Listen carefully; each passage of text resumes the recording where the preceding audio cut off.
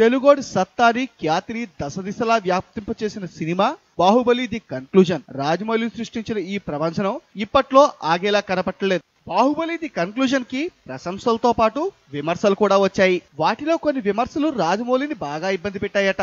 ఇప్పుడు రాజమౌళి డైరెక్ట్ చేయబోయే హీరో ఎవరు, రాజమౌళి నెక్స్ట్ ప్రాజెక్ట్ ఏమిటి అన్న దానిపై సర్వత్రా ఆసక్తి నెలకొంది. ఇక ఇందులో భాగంగానే డివివి దానయ్య నిర్మాతగా బన్నీతో సినిమా చేస్తాడంటూ ఒక వార్త హల్చల్ చేసింది. అలాగే ఎస్ గోపాల్ రెడ్డి, కేఎల్ నారాయణ నిర్మాతగా జూనియర్ ఎన్టీఆర్ తో ఓ సినిమా ఉంటుందని అన్నారు. కానీ ఇప్పుడు రాజమౌళి వాటన్నిటికీ ఫుల్ స్టాప్ పెట్టి బన్నీ ఎన్టీఆర్లతో కాకుండా ఓ చిన్న సినిమా తీయాలని ఫిక్స్ అయ్యాడట.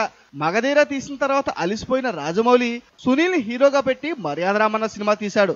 ఇప్పుడు అలాగే ఈ బాహుబలి నుంచి రిలీఫ్ కోసం అతి తక్కువ బడ్జెట్ లో సుబ్బరాజ్ ని హీరోగా పెట్టి ఒక సినిమా చేయాలని ప్లాన్ చేస్తున్నాడట.